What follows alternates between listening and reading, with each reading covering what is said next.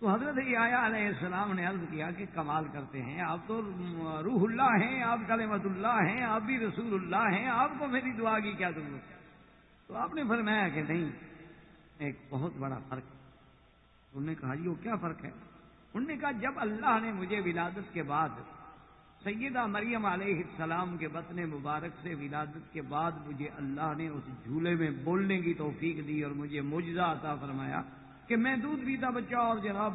جھولے میں ایسی تقریر کر رہا ہوں کہ بڑے سے بڑا مفکر اور بڑے سے بڑا مدبر اور بڑے سے بڑا اسکالر بھی وہ بات نہ کہہ سکے۔ تو اس وقت جہاں میں نے اور باتیں کی، میں نے کہا تھا والسلام علیہ، اللہ کی طرف سے مجھ پہ سلام کی، یوم ولدت و یوم اموت و یوم ابعث حیا، کہ اللہ کی طرف سے جو سلامتی ہے اس دن بھی جب میں پیدا ہوا، اور اس دن بھی مجھ پہ اللہ کی طرف سے سلامتی ہوگی جب مجھے موت آئے۔ یعنی اللہ کی طرف سے سلامتی ہمیشہ میرے ہم رکاب ہو، ولادت میں بھی، موت میں بھی، اور پھر جب میں قبر سے اٹھوں گا اس وقت بھی اللہ کی سلامتی میرے ساتھ ہوگی۔ تو یہ میں نے کہا یہ بڑی بات ہے، لیکن یہ تو میں نے کہا نا کہ اللہ کی سلامتی مجھ پر، اور تیرے بارے میں ہے وَسَلَامٌ عَلَيْهِ يَوْمَ وُلِدَ وَيَوْمَ يَمُوتُ وَيَوْمَ يُبْعَثُ حَيًّا۔ اللہ فرما رہے ہیں کہ یحییٰ تجھ پہ سلامتی ہو، جس دن تم پیدا ہوئے اور جس دن تمہیں موت آئے اور جس دن تم کھڑے کیے جاؤ، اس سلامتی کا ذکر میں نے کیا ہے، اس سلامتی کا ذکر خدا نے کیا۔ تو آسمان زمین کا فرق، ایک تو میں کہوں کہ اللہ کی طرف سے مجھ پہ سلامتی ہے، اور ایک اللہ کہے کہ میری طرف سے تجھ پہ سلامتی ہے، تو دونوں میں تو آسمان زمین کا فرق ہے۔ اس کو تھوڑا سا اور آپ اگر انشاءاللہ سمجھیں کہ علماء نے لکھا ہے کہ عیسیٰ علیہ السلام کی بڑی شان ہمارا ایمان ہے، اور عیسیٰ علیہ السلام کا بڑی عظمت ہے، رسول اللہ ہیں، کلمۃ اللہ ہیں، اور حی یرزق فی السماء، آسمانوں میں بیٹھے ہیں، اللہ تبارک و تعالیٰ نے آسمانوں میں بٹھایا، اور انہو ینزل، اتریں گے، اور اتریں گے بھی کہاں؟ علی منارۃ شرقیہ بیضاء دمشق، دمشق میں اتریں گے۔ یہ سارے انتظامات پتہ نہیں اللہ میاں ان کے لیے کرا رہے ہیں۔ یہ اللہ کا ایک نظام ہے نا جو ہمیں سمجھ نہیں آ سکتا، یہ اللہ تبارک و تعالیٰ کا ایک نظام ہے، باقی اس کی مرضی ہے، وہ چاہے تو ایک دوسرے سے وَلَوْلَا دَفْعُ اللَّهِ النَّاسَ بَعْضُهُمْ لِبَعْضٍ، اللہ فرماتے ہیں ہم ایک دوسرے سے انتظام کرتے ہیں۔ ناس ہے، وہ کافر بھی ہو سکتے ہیں، مسلمان بھی ہو سکتے ہیں، کیونکہ یہ بھی تو اللہ نے قرآن میں کہہ دیا ہے نا جی کہ عیسیٰ علیہ السلام کے اترنے کے بعد پھر تو کوئی دنیا میں عیسائی نہیں بچے گا نا جو ان پہ ایمان نہ لے آئے۔ وَإِن مِّنْ أَهْلِ الْكِتَابِ إِلَّا لَيُؤْمِنَنَّ بِهِ قَبْلَ مَوْتِهِ، تو آج وہی عیسائی ان کے لیے پلیٹ فارم ٹھیک کر رہے ہوں کہ جب اتریں تو میدان صاف ہو۔ یہ اللہ کا کوئی نظام ہے،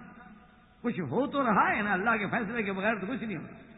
تو بہرحال ہم کسی اور موضوع کی طرف ہٹ جائیں گے۔ تو بہرحال لوگوں نے کہا کہ عیسیٰ علیہ السلام کا بڑا شان ہے، لیکن سرکار دو عالم کو اللہ نے جو شان دیا ہے پھر عیسیٰ علیہ السلام بھی مقابلہ نہیں کر سکتے، کیونکہ سرکار دو عالم تو امام الانبیاء، افضل الانبیاء والمرسلین، یعنی عیسیٰ علیہ السلام کا تو یہ امتیاز ہوگا کہ وہ حضور کے روضہ مبارک میں جا کے دفن ہوں۔ اس لیے علماء نے فرمایا وہاں پڑھے لکھے لوگ ہیں، اللہ کا شکر ہے، غور کریں کہ عیسیٰ علیہ السلام نے کہا تھا کہ قال انی عبد اللہ، کہ میں اللہ کا بندہ ہوں۔ جب آپ جھولے میں تھے تو آپ نے کہا انی عبد اللہ، میں اللہ کا بندہ ہوں، اور حضور کے بارے میں اللہ نے فرمایا وَأَنَّهُ لَمَّا قَامَ عَبْدُ اللَّهِ، اللہ نے فرمایا محمد میرا بندہ ہے۔ تو دونوں میں آسمان زمین کا فرق ہے، ایک تو پیغمبر کہتا ہے میں اللہ کا بندہ ہوں، ایک اللہ کہتا ہے یہ ہے میرا بندہ۔ یعنی جیسے آپ سے کوئی پوچھے جی آپ کیا کام کرتے ہیں، آپ کہیں جی میں بادشاہ کا نوکر، بڑا اعزاز ہے، لیکن ایک کے بارے میں بادشاہ کہتے ہیں جی یہ تو میرا آدمی ہے نا، میرا ملازم ہے جی خاص۔ تو یہ آسمان زمین کا فرق ہوتا ہے۔ تو اس لیے آپ اسی میں یعنی سمجھنے کی کوشش کریں، اگر اللہ تبارک و تعالیٰ سمجھ عطا فرما دے میری بیٹیوں کو اور میری بہنوں کو کہ اللہ نے عورت کو کتنی بڑی عظمت بخشی کہ قرآن میں ذکر کر دیا، ورنہ کیا ضرورت ہے عورت کے ذکر کرنے کی؟ اللہ تبارک و تعالیٰ قرآن میں انبیاء کا ذکر کرتے ہیں، رسولوں کا ذکر کرتے ہیں، حضور محمد مصطفیٰ کا ذکر کرتے ہیں، عیسیٰ و ابراہیم کا ذکر کرتے ہیں، اور انبیاء اور رسول کا ذکر ہوتا ہے، یا سابقہ قوموں کا ذکر کیا گیا تو بطور عبرت کہ بھی سابقہ قوموں نے نافرمانی کی تو ان پر یہ آوارہ ہے، سابقہ قوموں نے، قوم عاد نے نافرمانی کی، قوم سمود نے نافرمانی کی، قوم شعیب نے نافرمانی کی، قوم لوط نے نافرمانی کی، تو ان پر اللہ کے یہ عذاب ہے، ان کا تو ذکر اس لیے کیا جاتا ہے۔ ورنہ آپ اسی سے اگر اتنا ہی ایک عورت کے ذہن میں بیٹھ جائے کہ اسلام نے ہمیں کتنی عزت بخشی ہے کہ ہمارا ذکر قرآن میں ہے اور قیامت تک پڑھا جائے گا، جب آپ دیکھتے ہیں رمضان مبارک میں کون سی بستی ہے مسلمانوں کی جہاں قرآن کا ختم نہ ہو، کون سی مسجد ہے جہاں تراویح نہیں ہوگی، کون سا قطعہ ارض ہے جہاں تلاوت قرآن نہیں ہوتی ہے، اور جب تلاوت ہوگی تو عورت کا ذکر بھی آئے گا۔ تو یہ کوئی معمولی اعزاز نہیں، یہ کوئی معمولی بات نہیں کہ ایسے قصہ قرآن کا پڑھ کے آدمی چلا جائے۔ بس کتاب مریم، بس وہ جی بی بی مریم کا نام تھا۔ بی بی مریم کا نام لینے والا کون ہے؟ رب العالمین، عرش بری سے واقعہ بیان فرما رہے ہیں۔ تو اسی ضمن میں ہم نے سیدنا موسیٰ علیہ السلام کے واقعات پڑھے تھے، آپ کی پیدائش، آپ کی والدہ پہ امتحان و ابتلا، پھر سیدنا موسیٰ علیہ السلام کا فرعون کے گھر میں آنا، پھر اخت موسیٰ علیہ السلام کا حضرت موسیٰ کو تلاش کرنا، پھر موسیٰ علیہ السلام کا کسی عورت کا دودھ قبول نہ کرنا، پھر اللہ تبارک و تعالیٰ نے اپنے وعدے کے مطابق حضرت موسیٰ علیہ السلام کو اپنی والدہ کے بعد بھجوانا۔ یہ سارے واقعات ہم نے پڑھے۔ اب اس کے بعد جب موسیٰ علیہ السلام فرعون کے گھر میں آ گئے، شاہی محل میں آ گئے، کیونکہ اللہ نے آپ کو نبی بنانا ہے، اللہ نے آپ کو اتنا بڑا اعزاز بخشنا ہے، تو اللہ تبارک و تعالیٰ لے کہاں آئے ہیں جو سب سے بڑا دشمن۔ یہ ایک کمال قدرت ہے کہ اللہ تبارک و تعالیٰ اسی سے حفاظت کرواتے ہیں جو سب سے بڑا قاتل ہے، جو سب سے بڑا مجرم ہے، 70,000 بنو اسرائیل کے بچوں کا قاتل ہے فرعون۔ اللہ نے فرمایا بدبخت، تم خدائی کے دعوے کرتے ہو، تیری خدائی کی ہوا نکالنے والا تیرے گھر میں پلے گا، تیرے گھر میں جوان ہو۔ موسیٰ علیہ السلام وہاں آ گئے، تربیت ہوتی رہی، جوان ہو گئے۔ بڑا تفصیل سے واقعہ ہے۔ اتفاق کی بات ہے کہ حضرت موسیٰ علیہ السلام تشریف لے جا رہے تھے، ایک آدمی نے فریاد کی کہ جی مجھے قبطی مار رہا ہے۔ وہ حضرت کی جوانی بھی تھی، جوش بھی تھا، اور داعیہ حق بھی تھا، جو کہ جب دل میں حق ہو تو پھر بندہ مضبوط ہوتا ہے۔ تو حضرت موسیٰ علیہ السلام نے جا کے اس کو منع کیا، وہ ذرا اکڑ گیا، تو موسیٰ علیہ السلام نے ایک تھپڑ مارا، وہ مر گیا۔ سیدھی بات ہے کہ اب تھپڑ سے تو کوئی قتل نہیں کیا جاتا نا، موسیٰ علیہ السلام کا نعوذ باللہ کوئی قتل کا ارادہ نہیں، وہ تو ایک تھپڑ مار۔ اب جب وہ مر گیا، اس کے بعد آہستہ آہستہ پھر دوسرے دن موسیٰ علیہ السلام اسی اطراف میں ہیں، تو پھر ایک واقعہ پیش آیا۔ اس نے بھی کہا کہ موسیٰ علیہ السلام میری مدد کریں، مجھ کو یہ مارتا ہے۔ تو موسیٰ علیہ السلام جب بڑھے کہ اس کی مدد کرنے کا، اچھا، اس نے سمجھا کہ شاید مجھ پہ غصہ آ گیا کہ کل بھی میں نے بلایا تھا، آج بھی میں بلا رہا ہوں۔ اس نے کہا اچھا مجھے قتل کرنا چاہتے ہو، کل بھی تو آپ نے ایک بندہ مار دیا۔ تو اس سے بات چلتے چلتے چلتے نکلی اور فرعون کے دربار تک بھی پہنچ گئی کہ وہ جو قبطی قتل ہوا ہے اس کے قتل کرنے والا کوئی اور نہیں ہے، وہ تو آپ کا گھر میں پلنے والا حضرت موسیٰ ہے علیہ السلام۔ اسی طرح جناب یہ ہے کہ حضرت موسیٰ علیہ السلام کو بھی علم تھا کہ میرے ہاتھ سے ایک بندہ مر گیا ہے، تو حضرت موسیٰ علیہ السلام سامنے نہیں آتے تھے فرعون۔ تو اسی زمن میں آپ تھے تو ایک آدمی آیا اور اس نے کہا کہ موسیٰ علیہ السلام ان الملأ یأتمرون بک لیقتلوک فاخرج انی لک من الناصحین، کہ اب درباروں میں تمہارے قتل کے مشورے ہو رہے ہیں، میرا مشورہ مانو تو اس ملک سے نکل جاؤ۔ تمہیں بچپن میں تو فرعون نہیں بنا سکا، لیکن تم سے مطمئن نہیں۔ فرعون بڑا کایا تھا، آخر اس کو ہر وقت ایک دماغ میں بات کھٹکتی رہتی تھی کہ یار کہیں یہی بچہ نہ ہو۔ وہ ایک بڑا واقعہ آیا ہے کتابوں میں کہ ایک دفعہ ایسا ہوا، موسیٰ علیہ السلام ابھی چھوٹے، یعنی 3-4 سال کی عمر، تو ایک دن فرعون نے بھی موسیٰ علیہ السلام کو اٹھا لیا کہ چلو بچہ ہے، ہم نے گھر میں رکھا ہوا ہے اور اتنے ناز و نعم سے ہم اس کو پال بھی رہے ہیں، تو اب بچہ ہے، 1 منٹ میں اٹھا لینے میں کیا فرق پڑتا ہے۔ تو بچے کو اٹھایا تو موسیٰ علیہ السلام نے مارا تھپڑ فرعون کے منہ، بس وہ فرعون جو تھا نا جی وہ اندر سے ہل گیا۔ انہوں نے کہا ہاں یہی وہ بچہ، یہ 4 سال کا بچہ ہے، میں نے اٹھایا اور مارا تھپڑ۔ انہوں نے کہا فوراً جلاد بلاؤ۔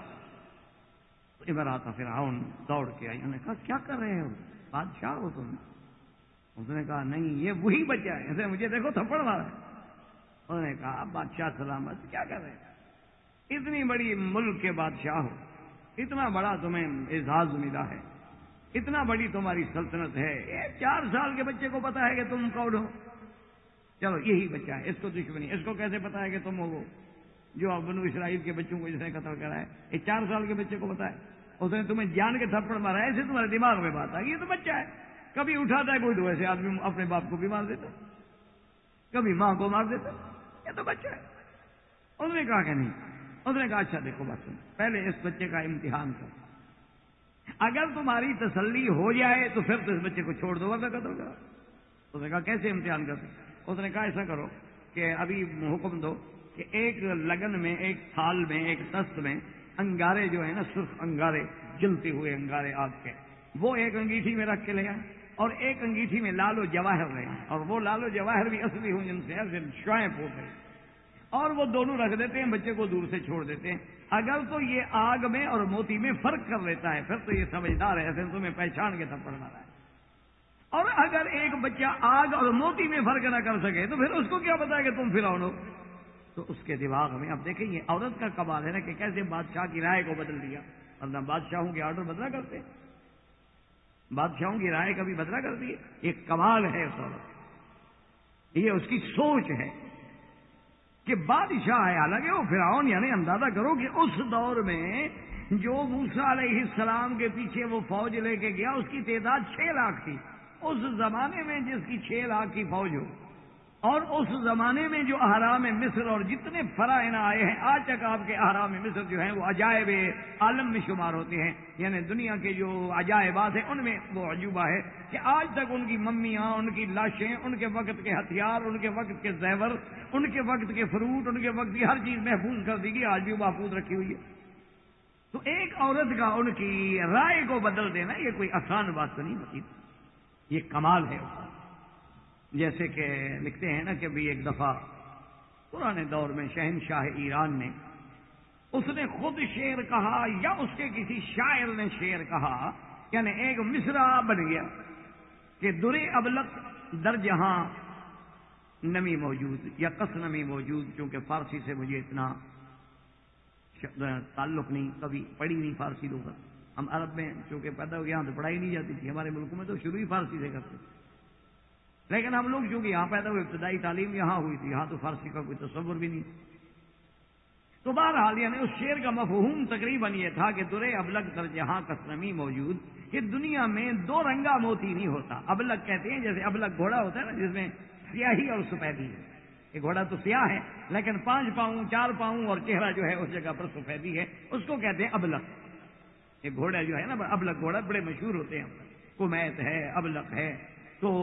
ابلغ جو ہیں گھوڑے بڑے مشہور ہوتے ہیں، عربی النسل ہو شاید۔ تو اس شاعر کے منہ سے یہ اتفاق سے شعر آ گیا کہ بھئی دنیا میں کوئی ایسا موتی نہیں ہوتا کہ کالا ہو اور سفید ہو اور 2 رنگا موتی، جو خالص موتی ہے وہ ہمیشہ ایک رنگ کا ہو۔ زمرد ہے تو زمرد کا رنگ ہوگا، یاقوت ہے تو یاقوت کا رنگ ہوگا،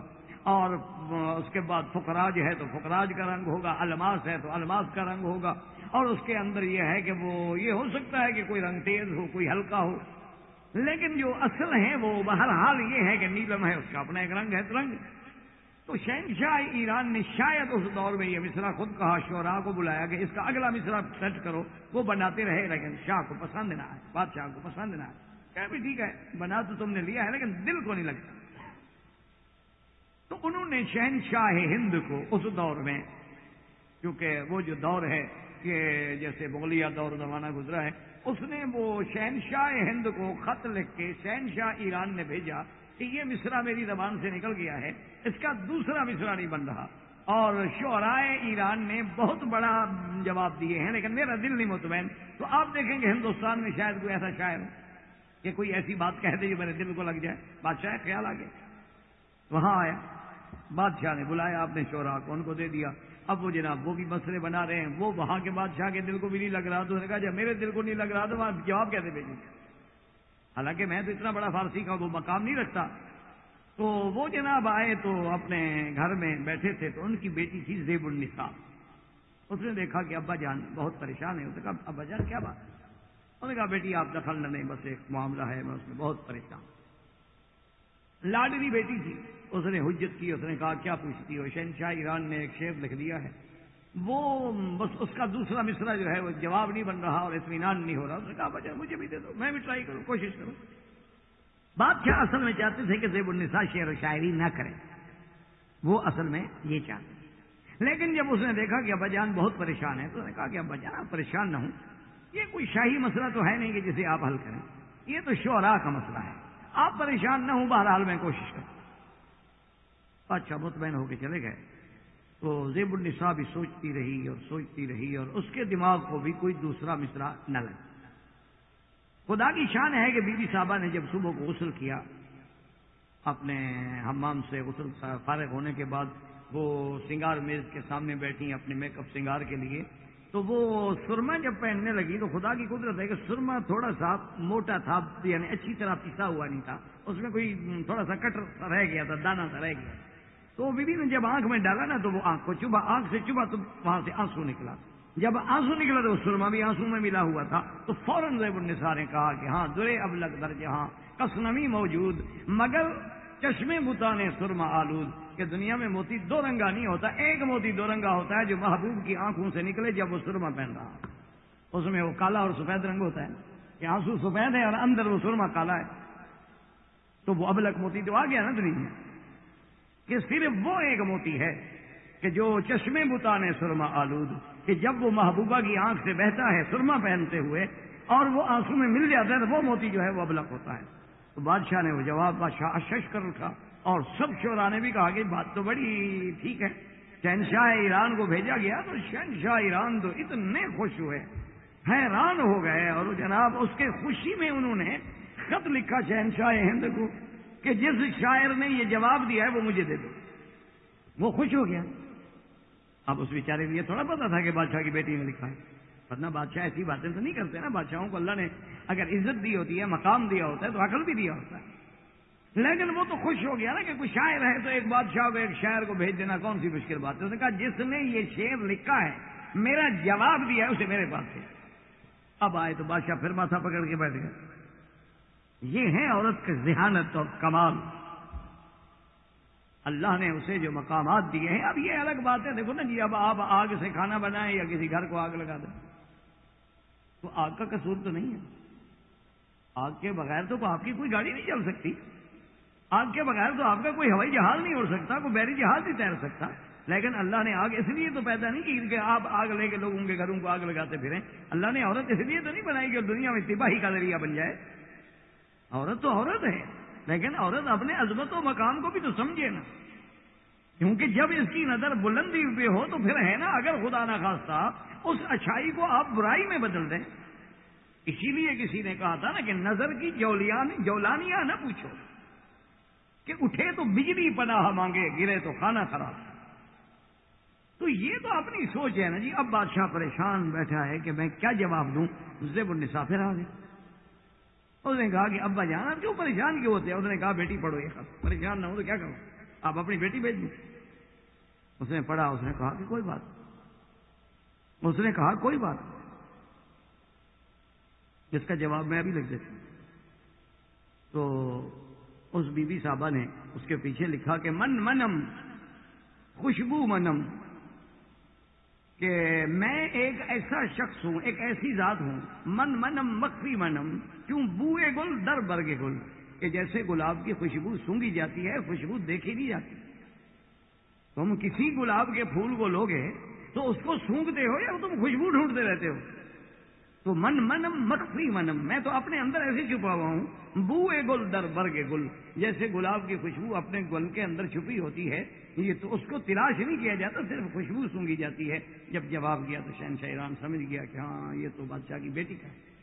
تو اس نے معذرت کر لی، اس نے کہا مجھے پتا نہیں تھا، اب مجھے سمجھ آیا ہے کہ یہ شعر لکھنے والی کون ہے، تو وہ تو میری بھی بیٹی ہے، آپ کی بیٹی ہے تو میری بھی بیٹی۔ تو یہ اللہ نے یعنی اندازہ کریں کہ کس قدر ذہانت دی ہے اور کہ جو اس وقت کے بڑے بڑے ادبا اور شعراء حل نہ کر سکے فوراً حل کر دی۔ انہی کا کہ اپنا تھا نا کہ ان کے دور میں ایک بہت بڑا آدمی تھا، بادشاہ کا بہت بڑا مقرب تھا، بہت بڑا وزیر تھا، تو اس کا بھی عجیب واقعات ہیں جو زیب النساء کی ذہانت تھی اور اس کے مقام پہ دلالت کرتے۔ باہر صورت میں عرض کر رہا تھا کہ اب جناب موسیٰ علیہ السلام کے امتحان شروع ہو گئے۔ انہوں نے کہا امتحان اب جناب، اور آ کے ایک انگیٹھی میں بڑے شاہی طرز پہ وہ سجائی گئی، اس میں انگارے رکھے گئے، ایک میں وہ ہیرے اور جواہرات اور لال رکھے گئے، اور موسیٰ علیہ السلام کو دور سے چھوڑ دیا گیا کہ جی اس کو چھوڑ دو، کہ وہ چمکتی ہوئی چیز کو دیکھ کے بچہ دوڑتا ہے نا کھیلنے کے لیے، بھی کھلونا ہے۔ تو اب دیکھتے ہیں کہ بھی اگر اس نے آگ اٹھا لی پھر تو موسیٰ علیہ السلام کو کوئی پتہ نہیں۔ موسیٰ علیہ السلام